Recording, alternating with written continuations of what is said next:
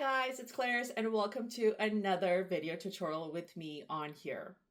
In this video, we are going to be learning how to go with the flow and paint loosely in watercolor.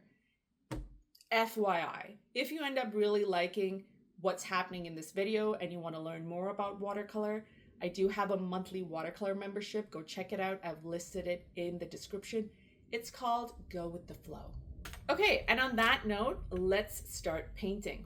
So I've drawn in a rough heart using the pencil very lightly, and we are going to be painting something similar to this, but not quite. So the end result is going to look like this, and what you're going to need to get this done is some watercolor paper. I'm using Baohong, 2 brushes, something like a number 3, a number 4, and actually also a number 8. For colors, I'm using 3 colors, the Daler-Rowney set of Aquafine watercolors, alizarin crimson, olive green, and quinacridone magenta. And then obviously for our beautiful metallic, we're using some MAB or MAB, as I like to call her, Jasper. Okay, on that note, let us begin. Let's start off with doing a couple here and leaving ample enough space around in between the dots. And I'm taking my number 3 now with water, and I'm just going to very roughly spread it out.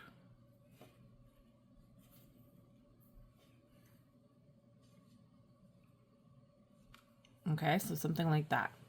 A side view so you can see what that looks like. We're going in and dropping in more of that color in the center so we get that nice bloom, and then we're repeating this a little bit more. So let's do another one here, and this time I'm only doing like three little marks, then getting my number 3. I'm kind of moving the color around.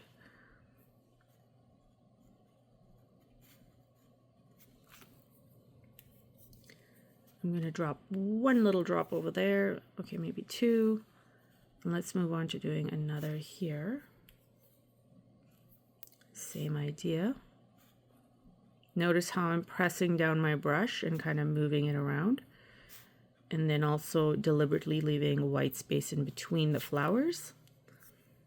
Also notice the size of the flowers. This is big, this is a little bit smaller, and this is also a little bit smaller. And as I go lower here, I'm going to do even smaller flowers. And this is to have a nice hierarchy in our painting. I'm even going to do a little bit of fluffing.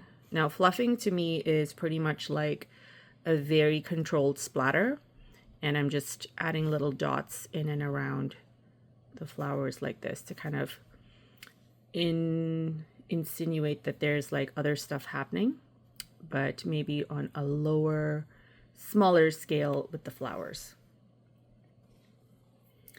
And now, having done this, I want to introduce that second color in there just to kind of make it a little bit more interesting.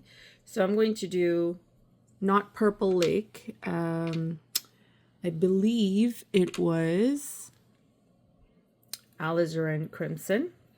So I'm going to get some of that happening and just maybe even drop some in between.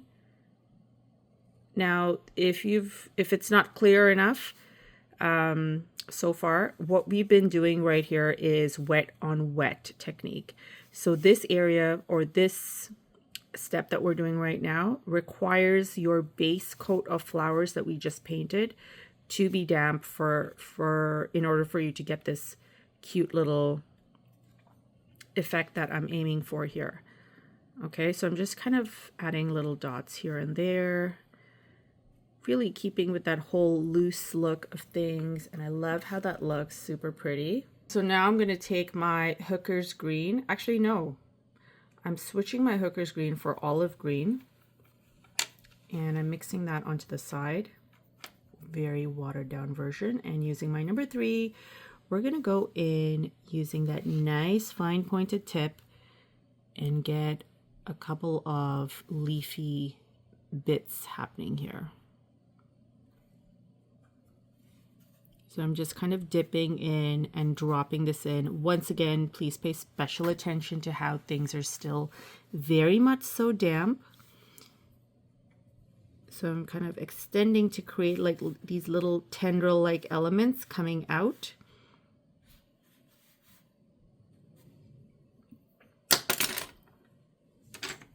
And let's extend this to make it tiny little leaves.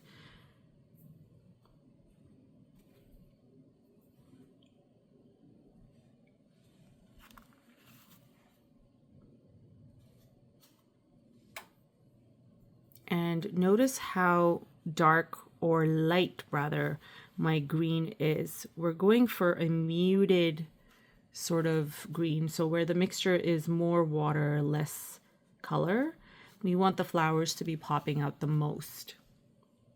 So I'm going to add another little line like this, and then perhaps just a couple more leaves kind of turning in this way.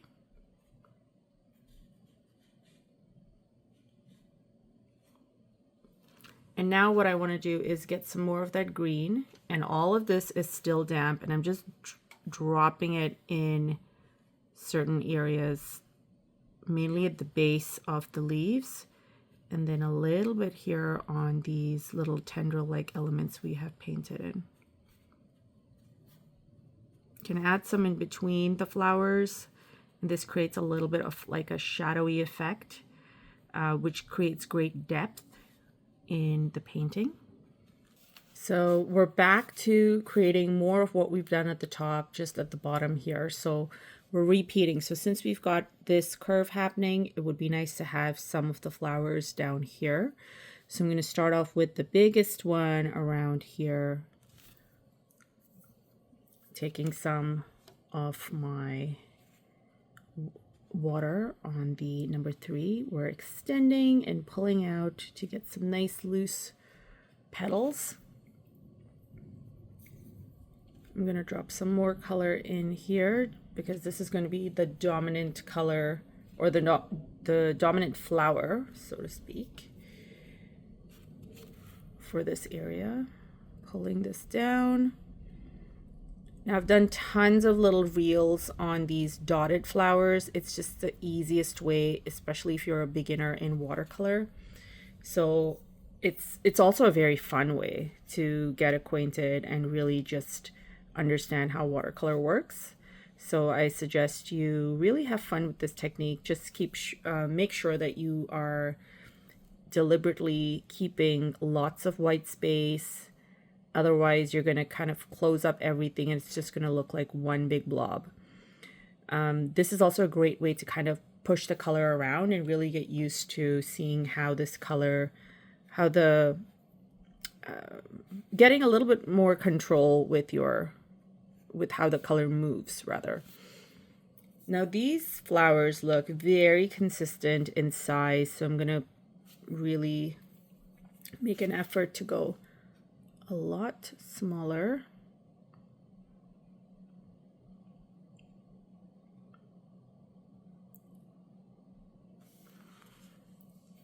And then what I will also do is add a couple of extra strokes around this main flower here to kind of make it a tad bigger than the rest.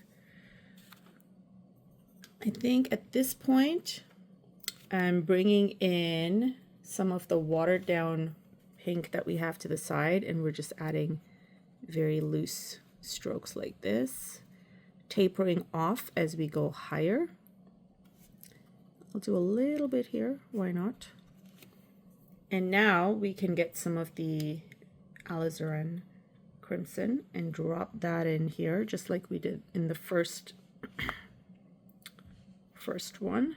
So just kind of dropping it in. Now this is very intense because I have a lot of color on here. I didn't quite mix it, but that's okay. I don't mind the beautiful, intense variation of tone going on here. Washing this off, we're going to now add some green. Again, like I mentioned, make sure that the area is damp, and you can see the glisten happening here when you're doing these steps, especially if you're looking for some really nice loose detail. I feel like that's a lot of color, so I'm going to water this down and then drop in tiny little dabs. As you can see, I'm like barely touching. Watch me as I go up higher here, just lightly grazing, adding some leaves. You can always go super light in the beginning, and then you can always enhance it by adding a darker color, like layering. So never worry about being too light. You can always fix that. Worry about being too dark. So if you're a beginner and you're just learning watercolor, focus in on your mixing. Your color to water ratios really play a huge role in the intensity versus translucent look.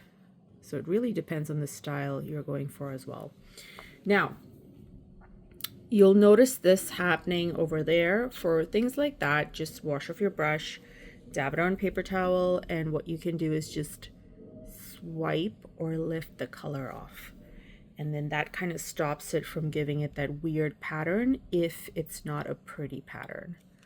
So lastly, we're just going to get some more of that olive and drop it in to those certain areas that we had also done at the top to get a nice darker build, depth,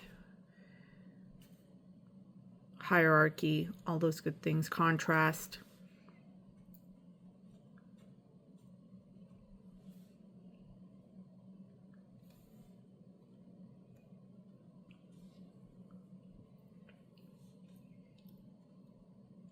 So you take your time doing this. It's loose, it's fun.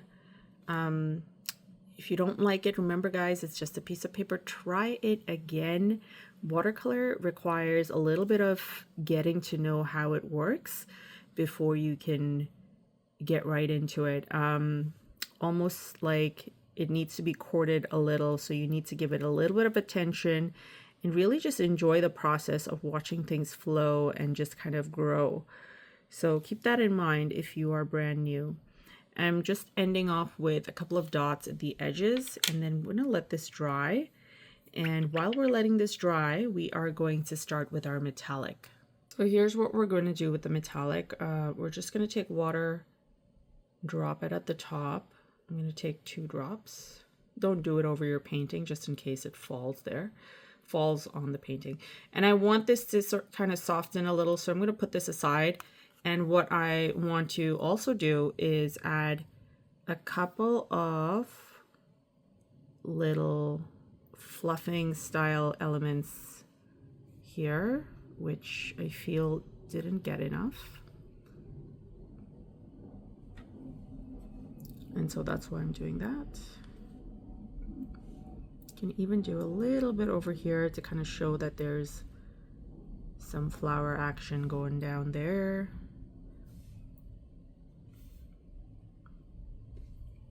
Perfect. I think this is good enough. Now, the plan with our metallic is to dampen this area very roughly in the center and then drop in some of the metallic and just watch that grow, not glow. Okay, so let's get a larger brush and just dampen this area, or feel free to use the brush you have on hand. So I'm using the Princeton Neptune number 8. You can use a flat brush as well. We don't need to go around all these contours of our loose flowers. All I want to see is just kind of roughly dampening the area. Now, I want to also make one comment about paper. So if you're using something like a Canson XL or something that is not 100% cotton paper, you are not going to be able to take your time doing this. You'll have to rush before the paper dries up. So what I would suggest is either work quickly or just work in little small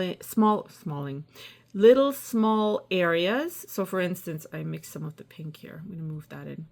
So I'm just going to go till about here, and now I'm going in with this color and I'm going to drop it in, and I'm just moving it around. I'm not coloring everything. I'm kind of very roughly dropping this in. I just want the center to have that beautiful glisten, and it could be, you know, watercolor marble effect.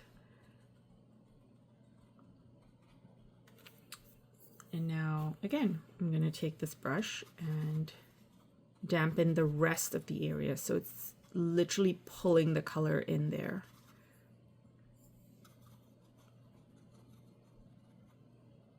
And I'm going to nicely curve around there.